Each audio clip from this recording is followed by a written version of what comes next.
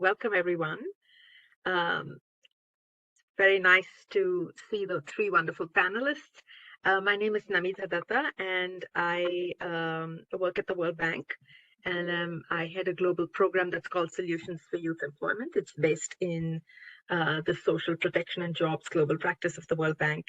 And S4Y is really a global program that focuses on youth employment, but in particular on innovations that are needed on the practical side in terms of how do we think about youth employment, experiment with new approaches, keep track of some of the new developments, and not just sort of keep track of them conceptually, but actually think of practical solutions that may help people, particularly from developing countries, to access good quality jobs.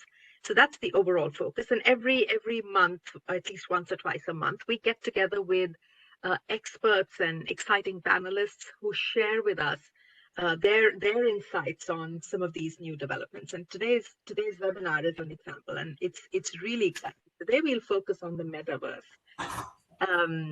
And what that means. What are the new developments in this whole sort of this one term called the metaverse that I understand very little about, and I think that would be true for a lot of people born before the year 2000. But what is the metaverse? And the discussion we want to have today is like, what does it mean for the changing landscape of jobs? Is it, what are the new types of jobs that we might expect coming soon in the future? And what does that mean for young people as they go to school and college and prepare themselves and get the right skills? So what are the new types of skills that are needed? And in particular, we'll try and focus on what this means for the creative industry. As you know, in S4Y, we've had a big focus recently on the potential of the creative industry, not just to create interesting and new types of jobs for young people, but also what it means in terms of providing voice to young people to express themselves, what it means for social cohesion, for communities, and also what it means for general economic growth. I mean, there's very strong linkages between the creative sector and tourism, for example. So we've had a big focus on the what we call the orange economy, and we'll share a little bit later during the discussion in terms of what our next steps are. We published a bit of work as well on this. So in that context, we'll try and focus our discussion a little bit on number one, what is the metaverse? What does it mean for jobs, in particular jobs and skills for young people, and in particular in the developing countries? And then in particular, what does that mean for the creative industry? And are there some new types of jobs that are coming up? So I will keep quiet, and I want to invite our panelists. Let me quickly introduce them, and maybe as they begin talking, they can say a little bit about themselves too. So we have three panelists today. Courtney Harding, she's an XR expert, and she runs a really interesting agency called Friends with Holograms. And she also works with Meta, and she's also designed a really well-reviewed course called What is the Metaverse. So she'll sort of kick us off by telling us a little bit about the Metaverse. And then after that, I'll invite Rory Dubov, who is the Chief Innovation Officer of TBWA, which is a creative agency and really works with clients to see what this means for their own positioning and for their own sort of internal processes. But she'll talk a little about what it means for the creative sector. And then I'll turn to Connie Kwong, who works with the World Economic Forum, and she leads a platform called the Future of Media, Entertainment, and Literature. So she'll tell us a little bit about why the WEF is interested in this, and what is the work that is underway on this topic. So without anything more from my side, I think I'll hand it over to you, Courtney. Over to you. Fantastic. Well, thank you so much for hosting us today. I'm really excited. So I'm going to share my screen. Give me 1 second. All right. And can everyone see the screen? Yes. To go. Looks good. Okay. Okay, fantastic. All right. So again, thanks for that great introduction. My name is Courtney Harding. I am the founder and CEO of a VR, AR, and Metaverse agency called Friends with Holograms. I work with a number of Fortune 100 clients. I've also worked with large consultancies, and I do a lot of teaching. So I taught the Coursera What is the Metaverse course. Right now I'm teaching a course on building a diverse and inclusive metaverse at Barnard College in New York. I've also taught at NYU, Caltech, and numerous other institutions. So very excited to chat with everyone today. So let's get started. I'm going to go through this fairly quickly. This is a massive topic, so we're just going to skim the surface. Hopefully this is the first of many great conversations that we have about this. But let's get started by defining what we mean by the metaverse, right? It's a buzzword. People are talking about it a lot. It was on the cover of the Financial Times this weekend, right? It's something that is on people's minds, but it's very hard to come up with sort of a standard definition, and a lot of sort of tech terms get lumped into the metaverse, right? The other thing I will say about the metaverse is I keep seeing these things that are like, which will win? AI, the metaverse, Web3, and it's not a competition. It's a very silly question to ask. So, the metaverse ties in a lot of other technologies you might have heard of. It is also sort of separate from them. So I know there's a lot going on right now. There's a lot of conversation, but I just want to start by sort of defining what we're talking about. So the way I define it is that the metaverse is a network of 3D virtual worlds focused on social connection, right? That's really the key part of it. So then we get into this futurism and science fiction. It's the next iteration of the internet, which I do believe. The single virtual world, I'm not quite so sure I believe. I think that we will have many metaverses, just like we have many websites, right? So there's not a single social network. There's Facebook, there's Twitter for however much longer Twitter exists, there's Instagram, there's, so, and they all do different things and serve different purposes. So you might in future spend your day as your sort of professional metaverse self in a platform like, Horizon Workplace, doing meetings, collaborating, and then you go home, you spend some time in real life, and then you put on a headset and you go into a different platform like a Decentraland, and that's where you kind of have fun, you hang out with your friends, you do things together. So there's never going to be, I don't think, a single metaverse world. I think there will be separate metaverses that are all easy to navigate between, much like browser tabs right now. The virtual augmented reality headsets piece will come in future. Right now, there are a lot of metaverses that are sort of available on different platforms. So Spatial, for example, is available in headset. It's also available on your smartphone, on your tablet, on your computer. Ditto for other platforms. And then of course the biggest one that we talk about is Roblox, right? So Roblox, which has a huge audience among Gen Z and Gen Alpha, right? That's kind of the next step. And sort of take a minute here to point out that when we think of generations, right, we think of Gen X as kind of the internet generation. That's the generation that came of age when the internet was first starting. Then we think of millennials as kind of the social media generation. And I think we're going to have Gen Z and Gen Alpha be this metaverse generation. It's very common for them to interact like this, even though it's more different for folks who are not in that generation. So that's the basic framework. I know that was a lot of information. So let's drill down a little bit. So one thing I want to talk about, because I know this is a focus on education, youth, and particularly youth in underserved communities, I want to highlight something that I'm working on that I'm really proud of called Who's Metaverse.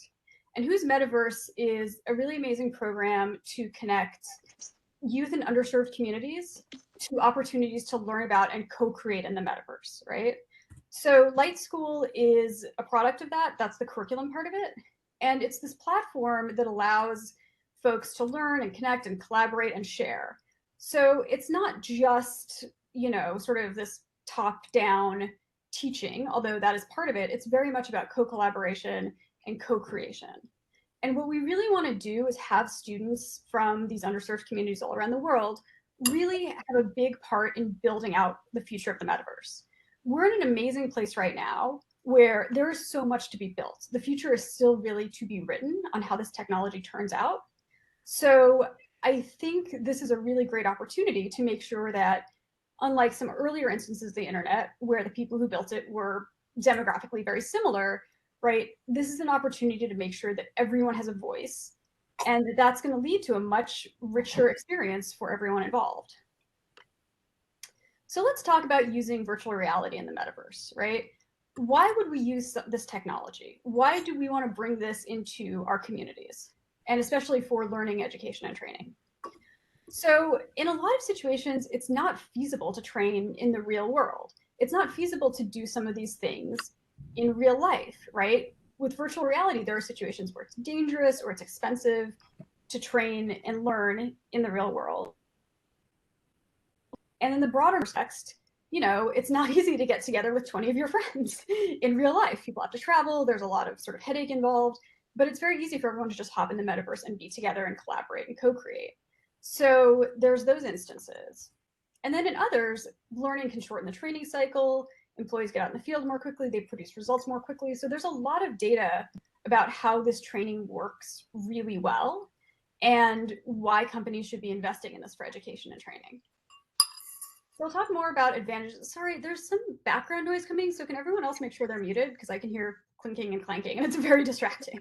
So if people wouldn't mind making sure their mics are muted, I would appreciate that very much. So let's get into the advantages of VR training and VR learning. So the first thing you can do is you can have these true-to-life experiences to enable realistic interactions, right?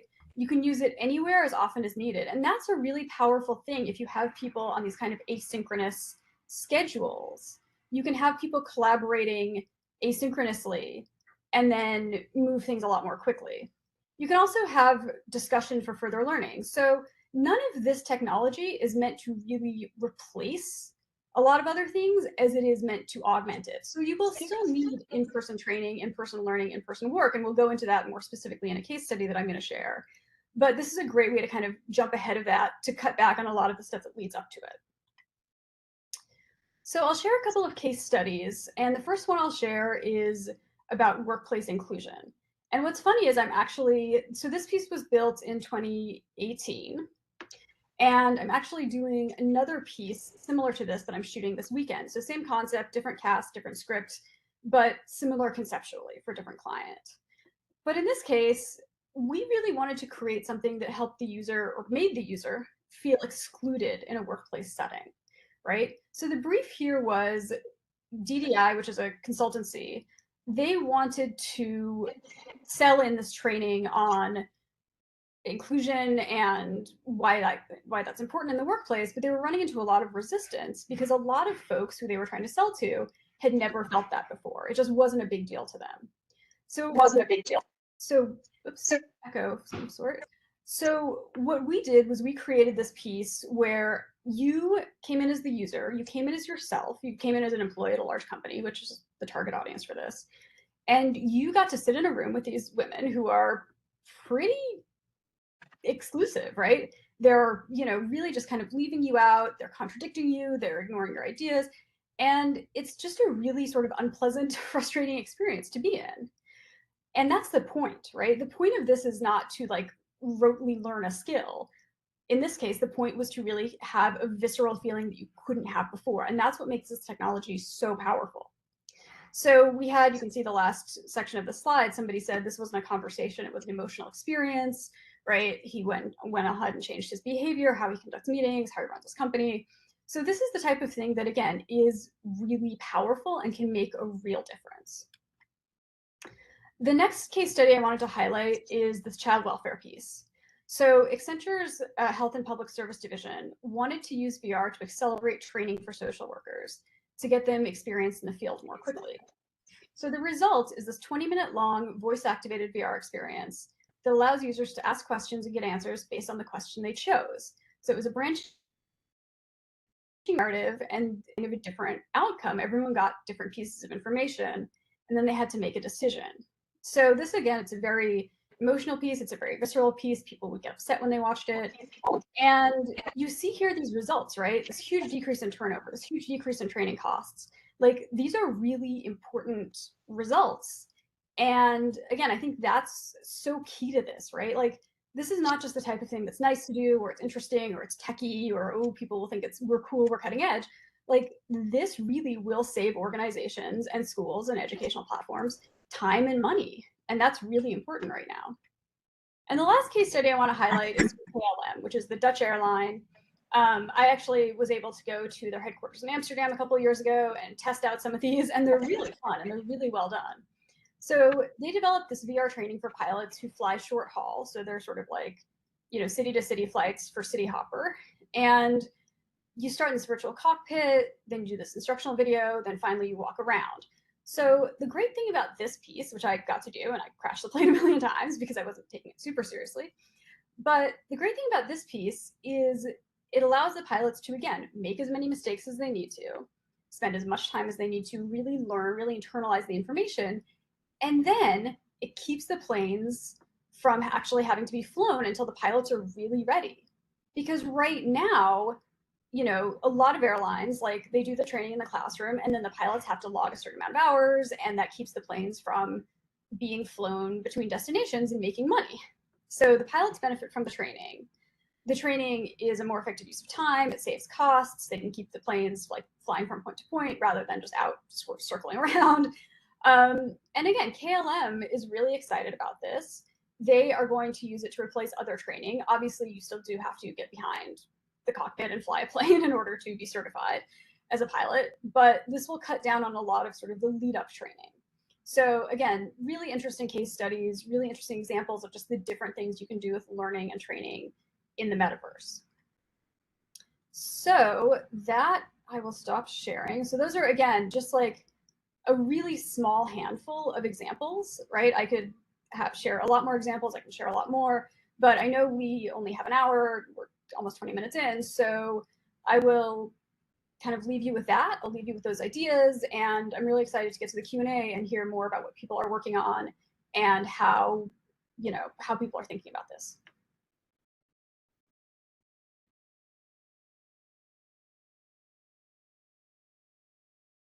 I can't hear you. Can't hear you. Namita, you're muted. Yeah. Apologies. So no, thank you. Thank you very much, Courtney. I think that was a fantastic start. I mean, and I appreciate that you brought it to life with case studies. And I'm sure a lot of the people connected on this call, my colleagues, particularly in the World Bank, must be thinking about, okay, but what does it mean? What does it really mean for the kind of contexts we work in? And I think we'll come back to that a little bit during the discussion in terms of, I mean, I was curious. I wanted to follow up on your example of night school. Something that you said that this is a way in which you can design curriculum in which the student has a voice in sort of co-creating the curriculum.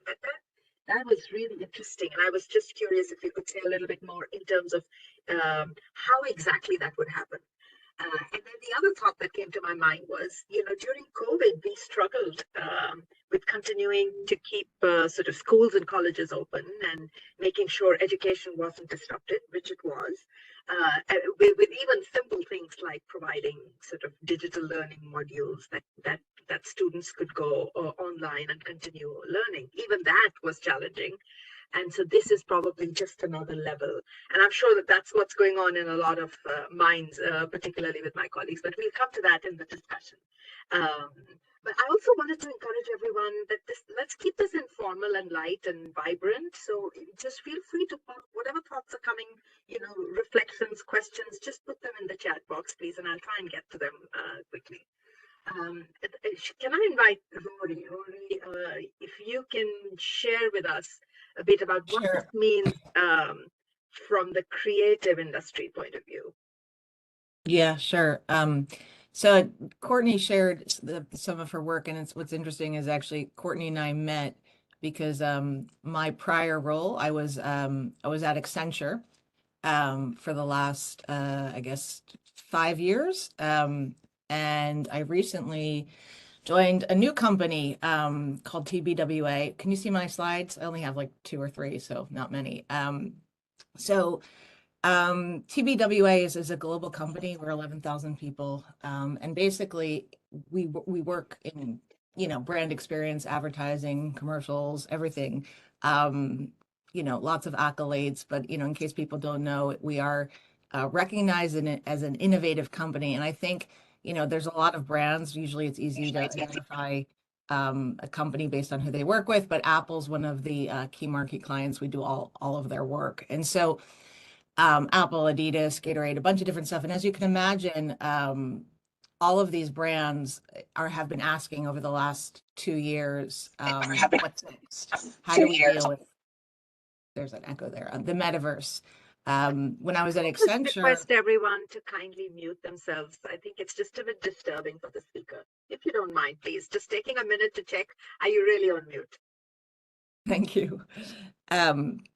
So as I was saying, while I was at Accenture, we focused a lot on enterprise. So enterprise cases would be, employees, a lot of the work that Courtney was talking or addressing, how do you help train people using new tools, virtual reality, augmented reality.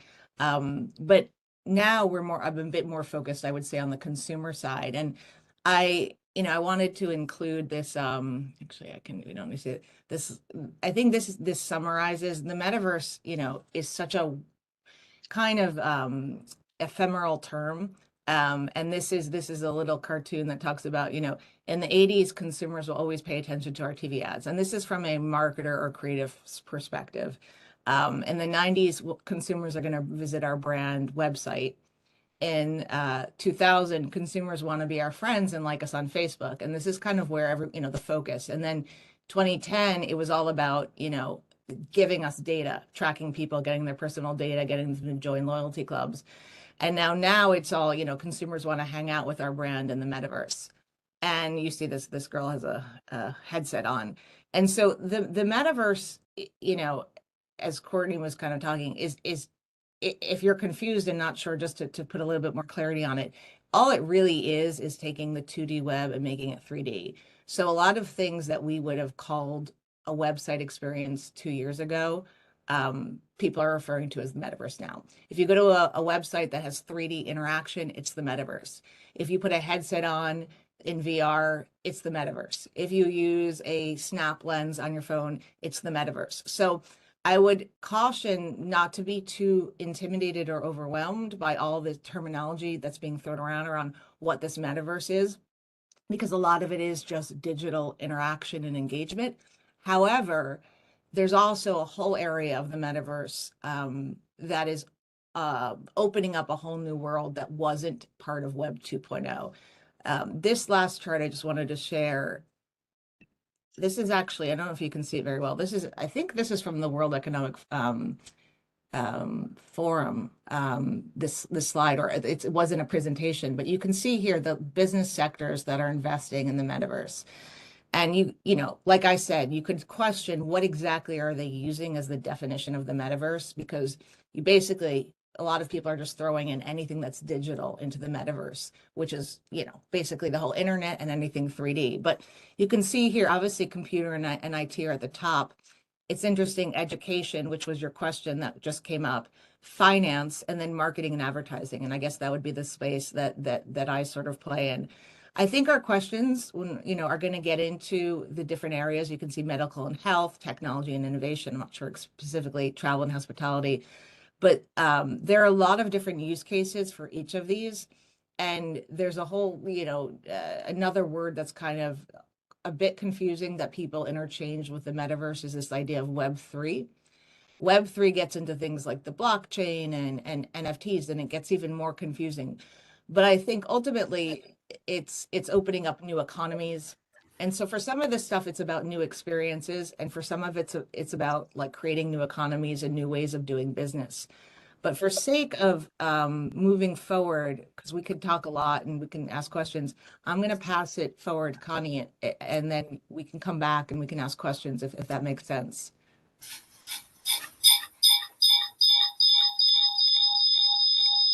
Thanks a lot, Rory. I still see this an echo. I'm sorry.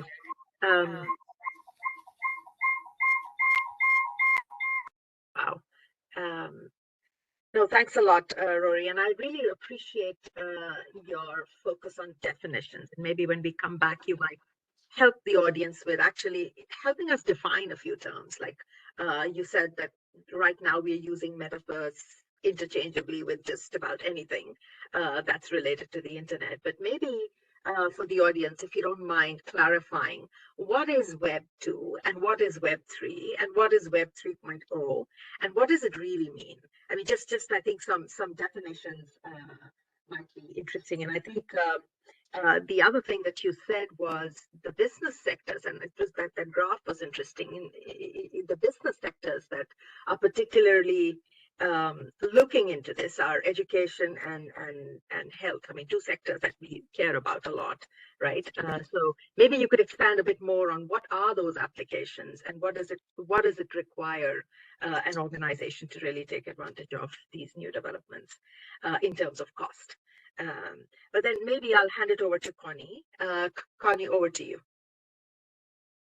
That's fantastic. Thank you. And this is actually a perfect segue into our initiative at the World Economic Forum. So ironically, the name of our project is called exactly that, Defining and Building the Metaverse. We know that the metaverse right now takes a lot of interest from media coverage. A lot of business interest and investment is happening, but it's a very nascent stage of development that we're at. And so we're setting out as at the forum to use our unique position with the private sector, the public sector, civil society, and academia to try and answer this question around what exactly is the metaverse and what are the true opportunities and challenges behind it.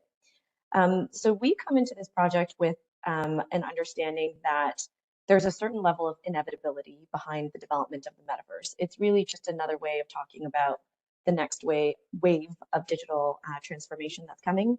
But what's unique about it is that it's a convergence of a lot of different technologies, and it's a convergence of these technologies at a point where they're at a much higher level of sophistication and quality than they have been in the past.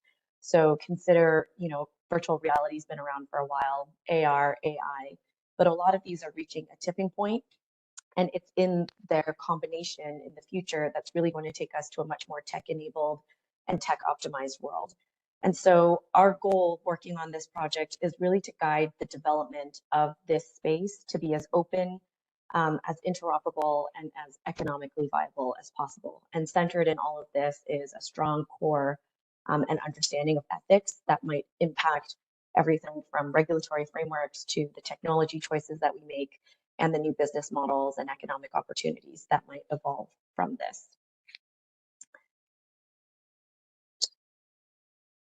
And so our project actually divides into a couple tracks. So I'm a lead, one of several leads that are on this initiative. We look at this issue from two sides, one from governance and one from value creation. So my peers that look at it from the aspect of governance are really trying to understand the overall recommendations and frameworks that we should enact with institutions, policymakers, regulators, et cetera, around issues of privacy, security, safety, interoperability, and the like. On my end, I lead value creation, and value creation to us is a very holistic, all-encompassing term looking at both social and economic opportunities.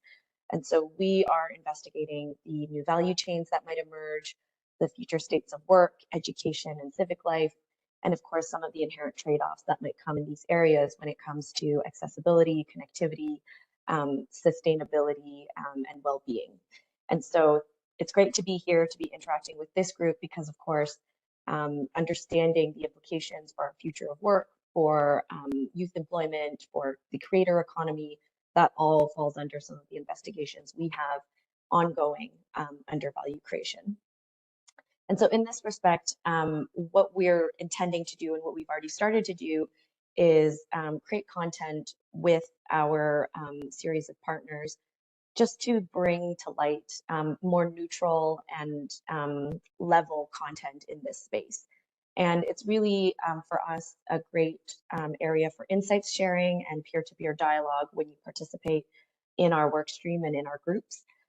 So we started our work last year. So the initiative initially kicked off May of 2022. And on the value creation end, we started looking at the consumer metaverse and trying to understand the opportunities and changes that are happening there. And interestingly enough, we're now heading in the direction of looking at the industrial and enterprise metaverses and the inherent social implications in the space at large, The reason we started our work in the consumer-facing metaverse was because that's where a lot of experimentation, innovation has been happening, and in fact, incubating of this concept of the metaverse really sprang out of the gaming industry. And so we see that gaming platforms and gaming companies have really led the way in terms of our conception of the metaverse. They've led the way in terms of skills development, which is, applicable to our conversation today. And so we really started our work there and are branching furthermore. Really quickly, here is the timeline of activities that are coming for us. We, like I said, are looking at the industrial metaverse, social implications and social impact. And you'll see that in parallel, our governance team is very actively looking at complementary topics. We know that governance issues and value creation are not two separate things. They need to happen at the same time. And in order to make the metaverse happen, in order to have it be as open and equitable as we'd like it to be, it really is going to take a cross section of private and public sector players to bring it to life. Here are some of the partners that we work with that support our work. If you go on our initiative website, you'll see we actually have over 150 partners that work with us in this respect. And they really do span from academia through to the big tech companies to leading startups that are really innovating in the space and representing perspectives that cover immersive media, but also Web3. I will also just share here the recent publications that we issued earlier this year on interoperability in the metaverse. And again, like I said, demystifying the consumer metaverse, which was work that started in the value creation track. And lastly, because we only have an hour here, and I know there's probably more questions that are going to come from this presentation rather than definitive things answered, we do have a resource on the forum's website, which is our transformation map. It's part of our strategic intelligence platform, and this is open to all for you to go in, and it's a very interactive tool to understand all of the intersecting topics that fall under the metaverse, and quite frankly, the interdependencies as well to some other, it's a very broad area of study. And so I encourage you to go into this to dive a little bit deeper and get an understanding of what the metaverse is. And I will leave it at that. Thank you so much. Thank you, Connie. And I jumped with joy when I saw the word governance as a pillar of your, because I mean that's the thing that worries a lot of people, right? It's about inclusion. It's about, I mean, even with more basic levels of digital technology, one of the things we worry about is the digital divide. That even that hasn't reached everybody with the kind of, and in fact we worry whether it leaves certain sections of people even more behind than they were. But we are beginning to see some questions. Please feel free to add questions to the chat. Let's take up maybe the first two questions, and I'd invite all the three panelists to sort of comment on these questions. So the first one is from Arnaud from UNESCO, and he really wants to understand a little bit more the impact this is going to have on education. And we know that these are still early days, perhaps, but sort of just reflect on what this means for education as a business sector. And maybe I'll turn to all three of you. And then the second question, and we'll take two at a time, perhaps. The second question is from Mark, who wants to know if there are any killer app examples that are operating at scale, and in particular in education and health. So maybe I'll turn to you, Courtney. You want to take these two questions and just share, and then I'll turn to the other panelists. Yeah, absolutely. Sure. So both great questions. And I think both, so I'll bring up a great example, a company that I've worked with a lot and I really like them, called Victory XR. So Victory XR builds digital twins of mostly university campuses, some high schools, some other schools, but generally university campuses. And that has actually worked out really well for them. So they are now in probably 30, 40 schools around the world. We're already seeing this amazing data where students learn and retain much more information in the metaverse than they do sort of learning either over Zoom or another platform like they did during COVID, or in class, even in classroom, right? So I think some of that obviously is just like you have fewer distractions in the metaverse. You have fewer distractions when you're on headset than when you are, in a classroom with a laptop and with your smartphone. Like I teach a lot, and my students are just all behind laptops all the time, and I'm like, maybe they're paying attention to me, or maybe they're just like checking their email, or who knows what they're doing. So I think that's part of it. So I would say, yeah, that's like the biggest opportunity in education right now, is getting students in headset to actually use the headsets for learning. And so that's what's really exciting to me. Now, I saw a couple other questions about access. That's realistic. We do more students into headsets. We need to get them more access. That is something that is going to be critical for this. I also don't think just because only a few students can have it right now that we should kind of, oh my God, just mute yourselves, please, people. Come on, we've been doing this for 3 years. Anyway, you know, like, we really need to make sure that we're not letting perfect be the enemy of good as we get this technology out. So we can do both things. We can make sure that underserved communities in particular have access to this technology, as well as kind of letting it flourish, and letting all folks have access. Thanks, Courtney. Rory? Sorry, what specific question? Oh, the two questions, if you have any reflections and you want to come back on the two questions that I just raised. One is about the impact on education, and the other is whether you know of any app examples that are operating at scale in education and health. Well, I could address health care, because that's an interesting one. I think Courtney was just speaking to education. I think there's two aspects to the healthcare. There's the consumer aspect, and there is the healthcare professional. And early on, we've seen Microsoft, early on with HoloLens, which is a mixed reality headset, provided headsets to a lot of different hospitals around the world for surgeons while they're operating.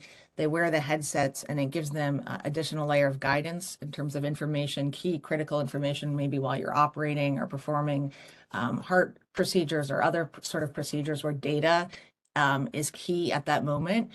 We also see that in healthcare, 3D visualization of different body and anatomy parts has been really important. There's a thing called method of action in healthcare, which has typically been a video, and now through 3D technologies, it's just enabling most of the healthcare professionals to be able to see and understand content, and be way more informed about their patients. And from a patient perspective, it's really interesting. We're seeing like the FDA has recently approved a few different virtual reality programs for people who are suffering from PTSD, from people who have depression. And these are basically, you put a headset on, and they're different programs that either help your mind like meditate or go into different angles, because we've learned from research that virtual reality, right, it makes you feel like you're inside the experience. The impact is just much higher than staring at a screen. So we're seeing, the VR for consumers being used for therapeutic programs, for mind maintenance, for all different sorts of stuff. It's also being used like if you're going in for an operation, for women who are gonna have a C-section, for people who are gonna have any sort of invasive procedure, this ability to sort of experience beforehand what it's like, so you're less nervous when you go in. So once again, a lot of these simulating experiences that would be impossible to create in the real world, or if you were to create, it would be like watching it on the screen, which is not the same as experiencing it yourself. So that's why I think the healthcare space, from the consumer, and those are just a few, to the healthcare professional, is kind of exploding right now. Rory, you said something that made me think. You said you talked about mental health and how the immersive experience feels, and how it's being used for mental health and therapy, and how the immersive experience is better than the experience of watching something on a screen, for example. But the moment I hear things like, oh, the metaverse is going to merge our physical and virtual reality, it makes me wonder what it's going to do to human interaction. This ability to sit next to somebody and have a conversation, instead of sitting on my desk and wearing these glasses, and you see what I'm saying? So, I mean, anyway, there's a lot of recent research based on, I mean, particularly from a youth mental health perspective, on the amazing amounts of loneliness, isolation, this whole increase in suicide with the isolation that COVID caused. Do you think about that? Like, do Yeah, you yeah. discuss I that? mean, Yeah. that's such a good point. I mean, it's a huge issue. Like the whole issue of dysmorphia, and just from with even out the metaverse or whatever, just through all the last years of social media and people, aspiring to look certain ways and not knowing what's real or not real.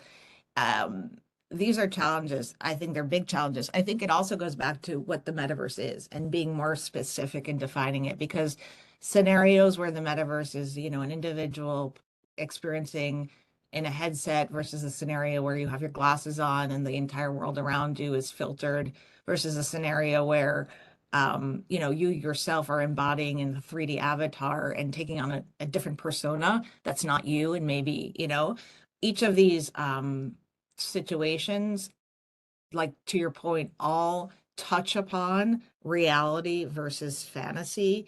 And I think that's a huge, that's the commonality across everything, right? It's like people growing up today being able to distinguish with what they're seeing online or what they're experiencing, what's real and what's synthetic. And we, you know I mean, even not to go on another topic, but like, all of the new artificial intelligent creative tools now where people are creating images and videos, or what they would call what do you call it, deep fakes. We talk a lot here in the creative world, like, because ultimately somebody's liable for putting that out there, right? If you put something out there, like what is the right education and disclaimers around the content people are seeing? And it's just so different. You think about TV or movies with an R rating that we used to watch, and you think about going forward what the disclaimers on content and experiences are going to be. And I don't even like who's ever working on that. We need to work on that, I think, because it's really um I know it's an area of discussion. I'm sure Connie, I'm sure that's come up, but yeah, I wish I didn't answer, but I know it's something we all talk about. Yeah, it's complicated. I want to go to the next two questions. So Mohammed wants to know if what impact you think this is going to have on job creation, and whether you think what it means for access for people who are poor or who haven't yet adopted the other forms of technology. And then Chitra's question is similar on job creation. And then another question is by Karen. What are the challenges firms are facing when trying to use and incorporate a VR or metaverse as part of their business strategy? Maybe let's just take these, and I'll come to the next. So, anyone? Maybe Courtney, you want to go first, or Rory? Yeah, I can speak to more specifically the challenges that companies are facing or that schools are facing. And okay, so there's two challenges. One is there are logistical hurdles, right? You have to purchase headsets. You have to deploy headsets. There are certain countries where it's harder to buy headsets than others. So there you have to either license content or create content. So there are logistical hurdles. Absolutely. I'm not saying there are not. However, also just facing like a failure of imagination and a fear of change. So I've consulted with several Fortune 100s, and I consulted with one a couple months ago where I was speaking to one person in particular who just could not get over her fear of this technology. And so she kept asking me all these questions about logistics. And I said, well, if you have a department in your giant Fortune 100 company that sends people like laptops and phones, like every company has at this point, then you just add headsets to that. And there are platforms on the headset to track whether people have done the training. There are learning management systems that you can integrate with. Like it's not that hard. I mean, there are steps to take, but it's not that difficult. But she kept pressing and pressing. And finally, I was like, these questions aren't being asked in good faith. This woman just doesn't like this technology for reasons that are unclear. And I think that's a challenge. I think people are afraid of change. They think it's weird. And then, like, at a certain point, we have to get over that. The data is so incredibly clear, and there's volumes of data and research at this point. So I think companies really just have to take the leap. And it's not like this is new or strange like it was 5 or 10 years ago. Walmart's doing this, Exxon's doing this, Lowe's is doing this, Accenture is really big into the space, right? There are huge and pretty mainstream companies that are very invested in this. And I think, and again, educational institutions, same deal. And so I think that people are just, they're afraid. They think what they're doing is working fine, like all these reasons. But I think people just have to get on board. And I think we see this with the adoption of any new technology, right? Like there's a curve. And I think to the questions about how long is this going to take, who knows, right? If, I don't know, bird flu becomes the next COVID and we're all locked down again, that's going to accelerate this versus if that doesn't happen, right? If more killer apps come out, if prices drop, if Apple puts out a headset later this year, like all of these sort of unknowns.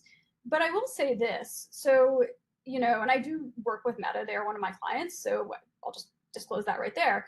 But I really think Meta is uniquely positioned to pull this off because before Facebook, social networks were like MySpace. It was like a weird thing for emo kids with dumb haircuts and white belts.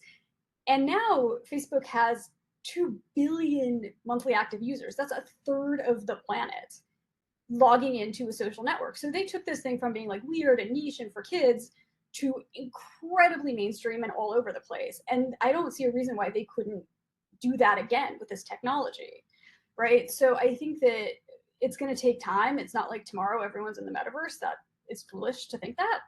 But like it is coming, it is happening. And so I think like the sooner you can start thinking about it, strategizing about it, learning about it, the better you're going to be. Yeah, no, Courtney. I mean, I think it's human to be afraid of change. Who isn't afraid of change? And secondly, yes, I mean, Facebook did have very rapid network effects, but things that we worry about are people who get left out and the unintended consequences sometimes that some of these technologies bring in. So I mean, I think that's the discussion we are having. That is there what does it really mean? Both the good, bad, and the ugly, I guess. I'm sorry, Connie. I think I forgot to turn to you when we were having the first round of questions. I just realized that I hadn't given you a chance to come in. So maybe you want to come in now, Connie, and you can respond to either these two questions or the questions that came up earlier. Over to you. Oh, it's no problem. I mean, I want to just add things here that are uniquely from the the work that we're doing on our initiative at the forum, and I think Courtney and Rory from industry side have contributed some really good case studies and examples that really address some of the questions in education and healthcare. I think what I want to just give a bit of space for here is this idea of what are the impacts on job creation and loss, and questions around distribution of opportunities with technology. So that's exactly the question that we're trying to unpack here. And I think often these conversations can feel a little frustrating, quite frankly, because we enter thinking that we're behind and thinking that the metaverse is something we already need to know and that we need to understand. The thing is that the metaverse is actually still in the works and constantly changing. And so, I think what Courtney is saying in terms of advice for organizations and institutions, I think it's very transferable and something that could be laterally applied to institutions at large. There are ways that we can start thinking about the metaverse and getting ready for it, agnostic of having the technology already in our hands. And so I think it's a combination of skills and attitudes and knowledge that are going to propel us into the future. So, I think that's actively what we're trying to investigate for equal distribution of opportunities in technology, and how to ensure that the metaverse being more widely adopted does not exacerbate the digital divide. So there's opportunities for this, in fact, to be a leapfrog opportunity for some regions and some institutions and countries. But for sure, there's a lot in the many steps to even get to using the technology around just understanding what it is and understanding that there are benefits to using it. And I think that helps with the fear component for many. So interestingly, education and the metaverse can be seen from a sector perspective, but it can be seen as just the vehicle in and of itself for us to unlock a lot of what the metaverse entails. The impacts on job creation and loss, that's really what we're wanting to work with partners on and to understand what might already be happening in certain industries. And it's really about a transition of skills. Technology can really help to complement the work that we're already doing, accelerate the work that we're doing, make it more efficient. And with each, change of jobs and their composition now, there's always going to be new opportunity. And I think, getting those case studies down, having a good understanding of who some of those early leaders are, will help to illuminate, that story for the rest of us. So, Connie, in your earlier remarks, you had said something about that one of the areas you're working on is new types of value chains. Could you say a little bit more what you mean by new kinds of value chains? Because that is where potentially new jobs and skills, and maybe say something about skills. So it's not just the skills on AR and VR that may be needed, but are there any other types of skills that a young person needs to have to work with these new technologies? Absolutely. So we started our work last year just trying to unpack the layers of the consumer-facing metaverse. And the consumer-facing metaverse to us was a very big cross-section of media, retail, consumer goods, banking, real estate, et cetera, et cetera. And what we were trying to understand was not just what are the new business models or evolutions of business models that are happening sector by sector, but in fact, what are the patterns and the trends across them all? And so when we go bigger picture, that's kind of what we talk about when we're trying to understand the value chain that's happening between industries. And then furthermore, now as we look and we investigate the consumer, industrial, and enterprise metaverse, what are the big and emerging commonalities that are happening across these sectors? So I really encourage you, I'll share this, happy to share it with you as well, to see some of the work that's been done in the consumer-facing metaverse. And again, that's the lens that we're now applying to understanding the other sectors this year. In parallel to all of this is work that we're investigating and bringing partners together on this calendar year around the ripple effects. So what you're describing are ripple effects. Then what does that mean for skills, for education? There's a lot of opportunities right now to even just use the technology to do that work, to do the reskilling, to do the upskilling, using simulated environments, augmented environments for that. But certainly there's an implication around a better understanding of 3D and immersive environments in a digital context. There's certainly a lot around programming. There's a lot to be seen as well. And so that's, quite frankly, the questions that we're trying to answer today. But I also, like I said, I go back to this notion of it not only being about skills, it's also about attitude. So Courtney talking about that notion of taking the leap, whether that's for organizations or for educational institutions. In terms of attitude, there's a lot around a new world of more holistic, intersectional, and integrated thinking. Because the metaverse is so multisensory, it won't be just about one particular task and one particular skill as we understand it from Web 2, but in fact, being able to embody a lot of different modes of thinking, visual or oral or linguistic. And so it's really, that's what's quite interesting about the metaverse, is the integration of a lot of these things. And lastly, there's the knowledge, just a basic understanding and literacy of the digital world we have today, I think is going to be instrumental in already preparing young people, for what's to come. And I say this from a very theoretical place because, a lot of young people are already much more embodying a state of the metaverse than a lot of generations now online. So yeah, it's really going to be a combination of things. Thanks, Connie. There are lots of things you said that I wanted to pick up on, but I want to be fair and not abuse the power that I have as the role that I play as a moderator. I think there are more questions in chat, and maybe if we can sort of just go around and respond to them. So there's a question from Abira about what's the timeline? Like, when do we think that the underprivileged would be able to how many years do you think it would take?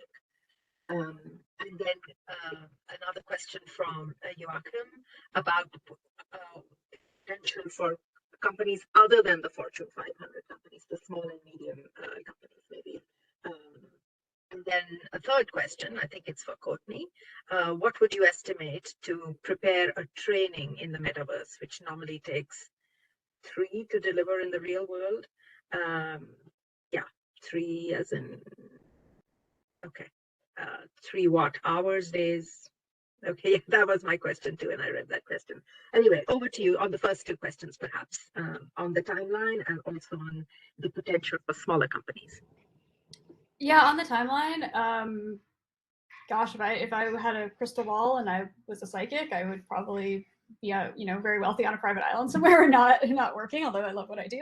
Yeah, it really varies, right? I think a lot of it has to do with, what companies start putting out the technology, how the cost comes down, when the cost comes down, what platforms are available, connectivity issues, right? So I think there's just a ton of factors to take into consideration. I don't think I can say, okay, 5 years from now, everyone's going to be in the metaverse in every territorial of the world. That is like kind of hard to predict.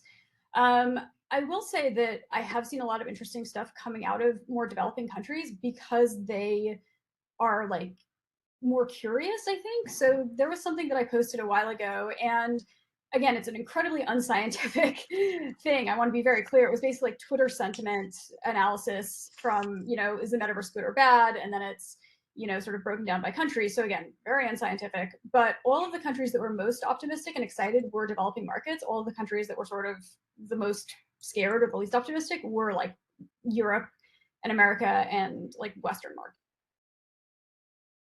So excitement in developing, I think it's just about technology there, and I don't have a timeline for that. And I answered a couple of questions in the chat, but just to go over, so companies that are not Fortune 5, like, you can buy headsets on eBay for $200 or less, right? You don't need a headset for every person in your org. You can buy a couple of them, have people share. While I always recommend creating custom content, you don't have to, right? There are a ton of platforms out there where you can license the content, you pay per user or you pay a fee. Like it's, you do have to take steps and you do have to do a little bit of work, but it's a lot less challenging than I think people think it is. And it's a lot cheaper than people think it is, especially if you're willing to like buy a headset off eBay, buy a headset that's a couple, buy a Quest 1 rather than a Quest 2, or, not buy the newest, shiniest headset. Like it's not that expensive to really get it started. And in terms of how long it takes, that's like asking how long does it take to take a movie, right? Like you can make a movie on your smartphone in a couple hours where you videotape your friends and it's like a cool little indie, or you can make an Avengers movie and it takes, I don't know, millions and millions of dollars and months and tons of actors and green screens, right? So like that's a question that's impossible to ask, because just like, what are you teaching people? What do they have to do? Why does it work better in VR? Are you training people? Is it like a 3-day diversity and inclusion workshop, or is it a 3-day workshop where you learn how to like fly an airplane, right? So I think the next step there is, if there is interest in that, to talk to somebody who works in the space, somebody who has experience with this, and have them kind of walk you through it, because there are plenty of experienced people who are happy to do like a consulting session to help you figure it out, and then you can kind of go from there. Thanks, Courtney. Rory, do you want to quickly come in, like maybe 10 seconds or so, because we're running out of time, but I wanted to give you a chance to come in. Yeah, no, we're running out of time, so I was just reading all the questions about different areas in the world and developing countries, and I mean I think it's the smartphone to me is the smartphone jumped over the PC in terms of accessibility to countries, just more access, and so that's the best way right now to access these experiences, because they're AR enabled. I think the challenge goes back to some of the devices that are a bit more expensive, a bit harder to unwieldy, and we're just not at the point yet where it's going to be mainstream. But I think it's the devices, over time, and obviously the internet access are the 2 key things, and 5G access. So.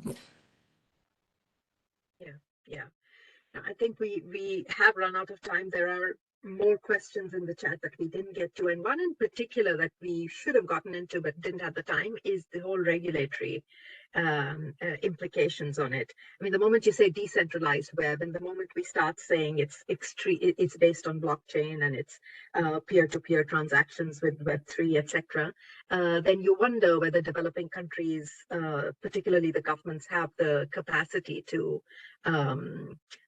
play a role here, and the capacity to even understand what this means, particularly in terms of consumer protection, data privacy, which is what Karen has also said in her question. But we didn't get into that. And maybe this is a sign that we should organize a follow-up discussion on this. But I really want to say a big thank you to the three really vibrant panelists who brought us really interesting insights from the work that they do. We couldn't get into too much detail on what it means for the creative sector specifically, but maybe that means that there's another discussion to be had. And while on the topic of creative sector, we in S4Y are creating, we did a bit of research and published some work on the potential of the creative sector. And now, as a follow-on, we are creating a platform, a network of organizations, different types: private sector, foundations, young people, banks that may be lending to such enterprises, and